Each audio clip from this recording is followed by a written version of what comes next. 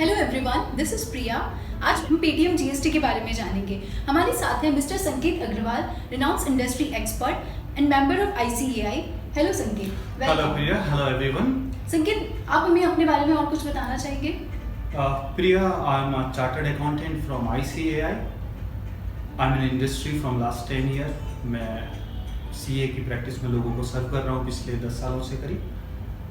मैं करीब 1000 से ज़्यादा क्लाइंटों को सर्व कर चुका हूँ and I have serve more than 200 startup. Last month we also got India excellence award 2017 from government of India for all my input in the industry.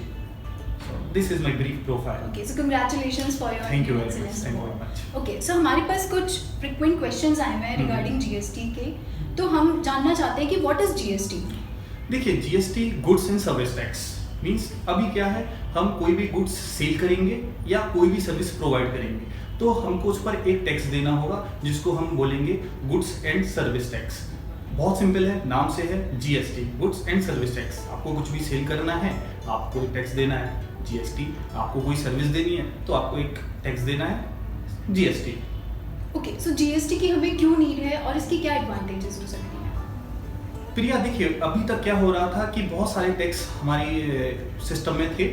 जैसे एक्साइज टैक्स, एक्साइज ड्यूटी होती थी जो हम मैन्युफैक्चरिंग करने में देते थे। Wait होता था जो हम किसी भी गुड को सेल करने में देते थे। सर्विस टैक्स होता था जो हम सर्विस इंडस्ट्री में देते थे। एंट्री टैक्स होता था जो हम हमारा कोई भी प्रोडक्ट कुछ स्टेट्स में एंटर करता था वहाँ पर एंट्री टैक्स देते थे, ऑक्ट्रॉय देते थे। तो इस तरीके के बहुत सारे टैक्स थे। देखिए, सारी गुड्स मैन्युफैक्चर ही होती हैं तो मैन्युफैक्चरिंग से लेके एंड यूजर तक जाते जाते बहुत सारे टैक्सेस लग जाते थे। अभी क्या है, अभी ये सारे टैक्सेस खत्म हो जाएंगे। अभी हमको सिर्फ एक टैक्स देना होगा जीएसटी। ठीक, चीजें बहुत सिंपल होने वाली हैं, आप समझ रहे हो। 60 टैक्स खत्म हो गए, अब सिर्फ एक टैक्स रहेगा जीएसटी। किसी भी ई कॉम सेलर के लिए जीएसटी कैसे बेनिफिशियल होगा? देखिए, ई कॉम सेलर्स को कुछ चीज़ों में बहुत फायदा मिलने वाला है। जैसे पहले अगर आप ई कॉमर्स के थ्रू कुछ भी सेल करते थे तो कुछ स्टेट्स में रिस्ट्रिक्शन होती थी। जैसे आप यूपी में 5000 रुपये से ऊपर कुछ भी सेल करते थे तो एक वेबल अरेंज करना होता था बायर को, जो एक प्रैक्टिकली पॉसिबल नहीं था बायर्स के लिए। और इससे जो बाहर के स्टेट्स वाले थे वो दूसरे स्टेट्स में अपना प्रोडक्ट सेल नहीं कर पाते थे। जीएसटी के साथ ये वेबल का कॉन्सेप्ट खत्म हो जाएगा और आपका कोई भी सेलर कहीं से भी ऑल ओवर इंडिया किसी भी स्टेट में इजीली सामान भेज पाएगा। तो आपके जितने भी सेलर हैं उनके लिए इंडिया एक लोकल मार्केट बन जाएगा। इसके साथ जब एक सेलर टैक्स के इनपुट लेता था, चाहे वो एक्साइज के हो चाहे वो सर्विस टैक्स के हो, वो उनको नहीं मिलते थे क्योंकि वो डिफरेंट टैक्स के डिफरेंट स्ट्रक्चर थे। अब जीएसटी में उनको पीछे से सारे इनपुट भी मिलने चालू हो जाएंगे। इनपुट मिलने का मतलब क्या है कि हमारी जो प्रोडक्ट की कॉस्ट है वो कम होने वाली है, तो बट ऑब्वियस है हमारे मार्जिन्स भी बढ़ने वाले हैं या हमारा प्रोडक्ट सस्ता होने वाला है। तो GST is going to benefit all the e commerce sellers. So GST की लाइव डेट जो है काफी पोस्टपोन हो गई है। So when we are going live with the GST?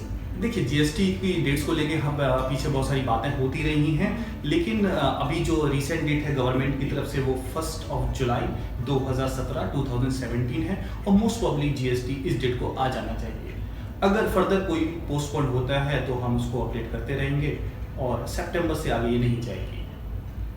सो संकेत, कुछ क्वेश्चंस और है हमारे पास। क्या किसी सेलर के लिए कंपलसरी है जीएसटी में कन्वर्ट होना या फिर ये ऑप्शनल है? प्रिया, देखिए मैं आपको बता दूं, जीएसटी इनडायरेक्ट टैक्स है और सारी कंट्रियों में एक इनडायरेक्ट टैक्स सिस्टम होता है और ये कंपलसरी है। देखिए, सारे पीछे वाले टैक्स खत्म हो रहे हैं तो अभी हमको नया टैक्स तो देना ही पड़ेगा। तो ये कंपलसरी टैक्स है, हमको इसमें रजिस्टर करवाना ही पड़ेगा। इसका कोई भी ऑप्शन नहीं है कि हम जीएसटी में रजिस्ट्रेशन करवाएं या ना करवाएं, कैसे करें, तो आपको वो करना होगा।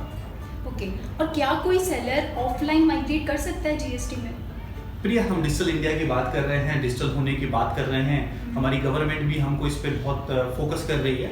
तो जो जीएसटी की जितनी मैकेनिज्म बनी हुई है वो सारी की सारी ऑनलाइन है। मीन्स आपको माइग्रेशन ऑनलाइन ही करना पड़ेगा, आपके पास कोई ऑप्शन नहीं है।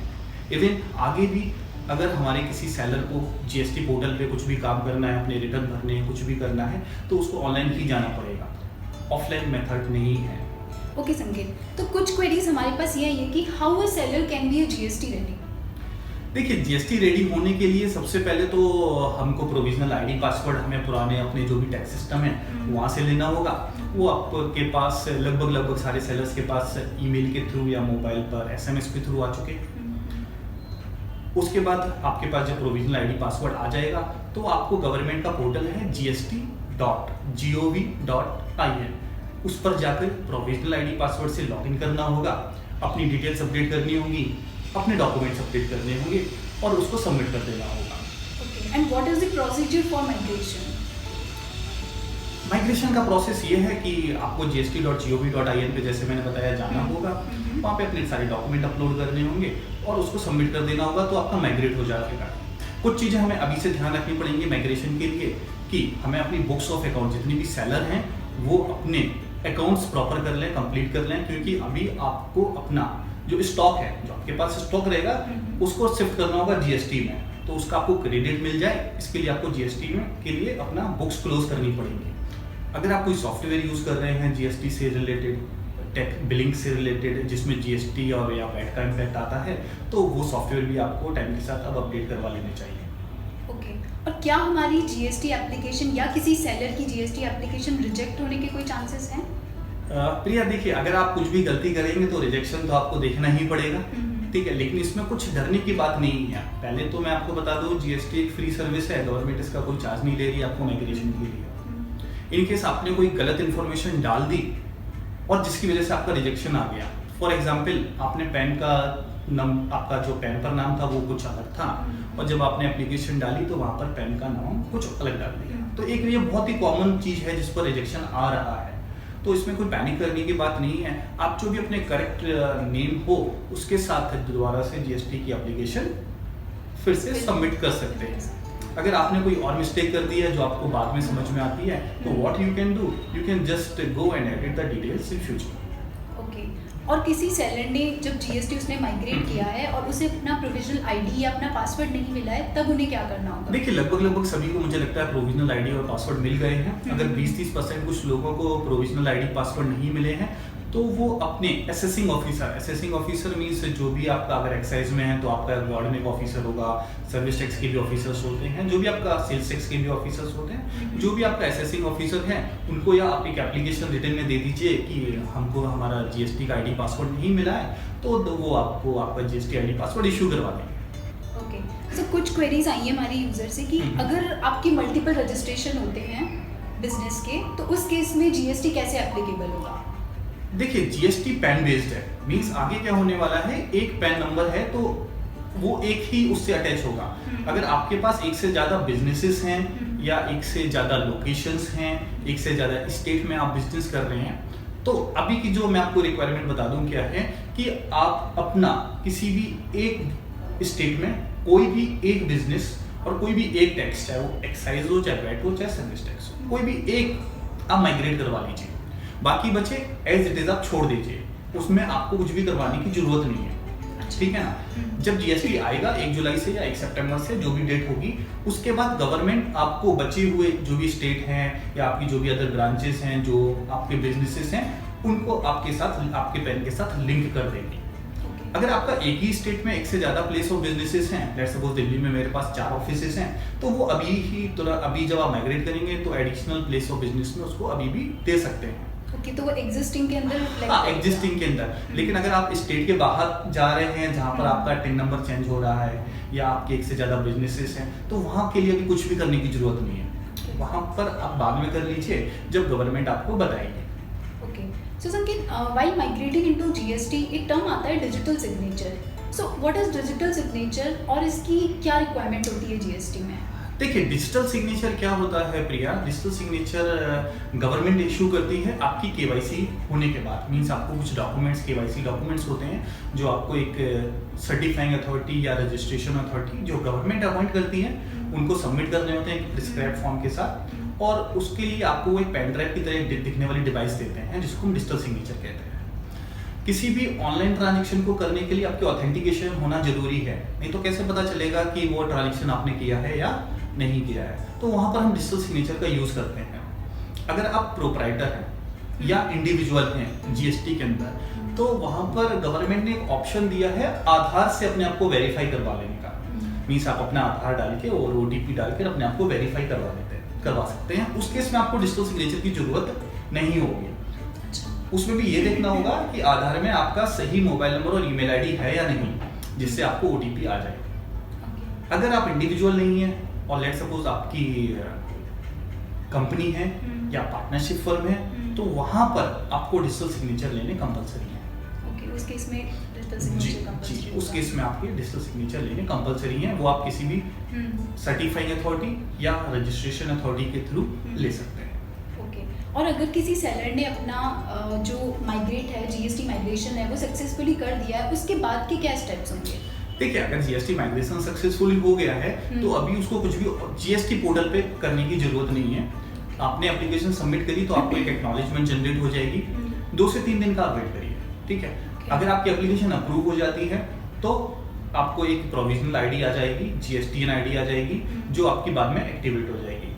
अगर आपके कुछ डॉक्यूमेंट कंप्लीट नहीं है, पूरे नहीं है, कुछ भी प्रॉब्लम है, रिजेक्शन आता है, तो वो आपके पास एक रिजेक्शन आ जाएगा और जो भी आपको फर्दर डिटेल्स हैं वो आपको वापस दोबारा से सबमिट करनी होंगी। और जैसे आपका अभी करंटली वैट चल रहा है, सर्विस टैक्स चल रहा है, एक्साइज जो भी आपका टैक्स चल रहा है सेलर्स के ऊपर, वो अभी वैसे ही चलता रहेगा जब तक GST इम्प्लीमेंट नहीं हो जाता है। मतलब 1 जुलाई तक आपको पुराने सिस्टम पर काम करना है और साथ में GST में माइग्रेशन एप्लीकेशन डाल देनी है। जब आपका GST आ जाएगा तो पुराने सिस्टम बंद हो जाएंगे और आपको नए सिस्टम में चालू करना होगा। अच्छा, हमारे पास एक क्वेरी और आई है, वो ये कि अगर किसी सेलर के पास अपना वैट या टिन नहीं है तो उस केस में वो GST कैसे एप्लीकेबल करेगा? हाँ, देखिए, अगर अभी सेलर के पास वैट या टिन नंबर नहीं है और उसको ई-कॉमर्स या किसी भी तरीके से कुछ सेल करना है, तो सबसे पहले हमको ये समझना होगा कि GST अभी भी आया नहीं है, इट इज़ इन प्रोसेस, ठीक है। तो अभी तो आपको पुराने सिस्टम के अंदर ही, आपको या आपके सेलर को पुराने सिस्टम के अंदर ही वैट या टिन नंबर लेना होगा, ठीक है। वहाँ से वो अपना काम स्टार्ट कर सकते हैं वैट टिन नंबर लेके, और साथ में एक GST माइग्रेशन की उनको एक रिक्वेस्ट भी देनी होगी, ठीक है। जब GST आ जाएगा तो फिर से उनका ये नंबर क्लोज होके GST में कन्वर्ट हो जाएगा। अगर बिजनेस करना है, अगर नहीं है तो अभी आपको पुराने सिस्टम में ही जाना पड़ेगा। अभी डायरेक्टली आप नए सिस्टम में नहीं जा सकते। सो ये कुछ क्वेश्चंस थे जो कि हमने कवर किए हैं, जो हमारे फ्रिक्वेंट क्वेश्चंस हैं रिगार्डिंग GST और क्वेरीज। कुछ और इन्फॉर्मेशन है जो आप हमारे यूजर्स को बताना चाहेंगे? प्रिया, इन्फॉर्मेशन तो बहुत सारी हैं जो मैं दे सकता हूं, लेकिन मैं यहाँ पर कहूँगा कि कुछ चीज़ें हैं जो मैं आपके सेलर्स के साथ शेयर करना चाहूँगा। जैसे GST को लेकर बहुत सारी बातें हैं कि GST बिजनेस पे क्या इम्पैक्ट करेगा, कैसे करेगा, पॉजिटिव करेगा, नेगेटिव करेगा। तो एक चीज़ तो क्लियर है, अप्रॉक्स 70 to 80% बिजनेस को पर GST का पॉजिटिव इम्पैक्ट होने जा रहा है, क्योंकि हम जो अभी तक 30 से 35% टैक्स देते थे, एक्साइज देते थे, वैट देते थे, सर्विस टैक्स इनडायरेक्टली कुछ जगह हम सर्विस टैक्स भी देते थे, वो खत्म हो जाएंगे। अब हमको जो एक हमारा रेट लगभग फिक्स हो रहा है 18%, तो वो एग्जिस्टिंग आप देखिए तो वो एग्जिस्टिंग 25 या 30% से काफ़ी कम है। तो कहीं ना कहीं गुड्स हमारी सस्ती होने वाली है, तो हमारे सबके लिए वो बेनिफिट रहेगा ही रहेगा। और ई-कॉमर्स बहुत बड़ा प्लेटफॉर्म है और सब चीज़ें बिक रही हैं, तो मुझे लगता है कि थोड़ी सी हमारी कॉस्ट और कम आएंगी चीज़ों के साथ। तो ये हमारी एग्जिस्टिंग टैक्स सिस्टम को अफेक्ट करेगा? देखिए, एग्जिस्टिंग टैक्स सिस्टम तो खत्म ही हो जाएगा, अभी नया सिस्टम होगा। अभी आप देख रहे हैं लोग बात करते हैं कि गवर्नमेंट को नुकसान होगा, ठीक है, तो इसीलिए होगा क्योंकि अभी तक वो करीब 30% चार्ज करते थे, अब 18% करेंगे, तो सीधे सीधे 12% का 70 से 80% प्रोडक्ट पे गवर्नमेंट को ड्यूटी का नुकसान होने वाला है, जो एज अ सेलर उनको फ़ायदा होने वाला है, या वो उसको आगे पास करते हैं तो बट ऑब्वियसली कंज्यूमर को उसका बेनिफिट होने वाला है। GST के साथ एक सबसे बड़ी प्रॉब्लम खत्म हो जाएगी, वे बिल की प्रॉब्लम खत्म हो जाएगी, जो मुझे लगता है जो हमको कुछ भी सामान लेने के लिए वे बिल की ज़रूरत पड़ती थी, तो वो खत्म हो जाएगी, ठीक है। इसके बाद बहुत सारे टैक्सेस थे प्रिया जो हम इनडायरेक्टली पे करते थे। लेट्स सपोज हम कोई प्रोडक्ट सेल कर रहे हैं तो हमारा एंड प्रोडक्ट पे सिर्फ हमें वैट लगता था, लेकिन जब हम बाय कर रहे थे तो शायद हमने एक एक्साइज ड्यूटी भी वहाँ पर दी हुई थी। कुछ मार्केट जो सब मार्केट प्लेसेस हैं वो सर्विस टैक्स भी चार्ज कर रहे थे कमीशन पे, जिसका हमको कोई क्रेडिट नहीं मिलता था, वो हमारी कॉस्टिंग के पार्ट थे। लेकिन अभी GST में वो सब क्रेडिट आपको मिलने वाला है, मीन्स वो आपका जो अभी तक कॉस्ट का पार्ट होता था वो अब आपके लिए बेनिफिट होने वाला है, आपको उतना टैक्स कम पे करना होगा। तो मुझे लगता है कि GST हमारे लिए एक अच्छा है, वर्ल्ड में लगभग सभी कंट्रियों ने जीएसटी ऑलरेडी अडॉप्ट कर लिया है, तो it is not new for the world. तो हमको भी इस जीएसटी में जितनी जल्दी माइग्रेट हो जाना चाहिए वो हमारे लिए बेनिफिशियल है। इसके अलावा जो जीएसटी की बात करूं तो बहुत सारी चीज़ें जीएसटी के साथ ट्रांसपेरेंट हो जाएंगी, हमारी रिपोर्टिंग ट्रांसपेरेंट हो जाएगी, सारा कुछ ऑनलाइन हो जाएगा, ठीक है। तो जो पहले क्या होता था, जो हमको बाद में प्रॉब्लम होती थी और आफ्टर 3 मंथ्स या 6 मंथ बाद पता चलता था हमने ये डिफ़ॉल्ट कर दिया है, वो ख़त्म हो जाएगा। अब जो भी है हमारे पास रियल टाइम अपडेट रहेगी सारी चीज़ों की। तो मुझे लगता है कि जीएसटी हमको फ़ायदा देने वाला है इन सभी चीज़ों में। ओके संकेत, और कुछ ऐसी क्रूशियल इन्फॉर्मेशन जो आप हमारे व्यूअर्स को बताएंगे? लगभग मुझे लगता है कि जो भी पार्ट है, मैक्सिमम पार्ट है जो हम अपने इस लाइव में कवर कर सकते हैं, मैंने कर लिया है। इसके अलावा अगर हमारे किसी सेलर को, आपके किसी सेलर को कुछ और इन्फॉर्मेशन चाहिए, कुछ और FAQs चाहिए, तो गवर्नमेंट का पोर्टल है gst.gov.in, वहाँ पर उन्होंने FAQs दिए हुए हैं, वो FAQs पढ़ सकते हैं। अगर आपको लेटेस्ट अपडेट चाहिए, न्यूज़ चाहिए जीएसटी से रिलेटेड, तो सेलर्स और आप लोग gstn.org पर जाकर सारी इन्फॉर्मेशन वहाँ से ले सकते हैं। सो थैंक यू संकेत, thank you lot for your precious time. So most welcome. I hope आपकी जो जितनी भी क्वेरीज हैं रिगार्डिंग जीएसटी वो सारी सॉल्व हो पाई हैं।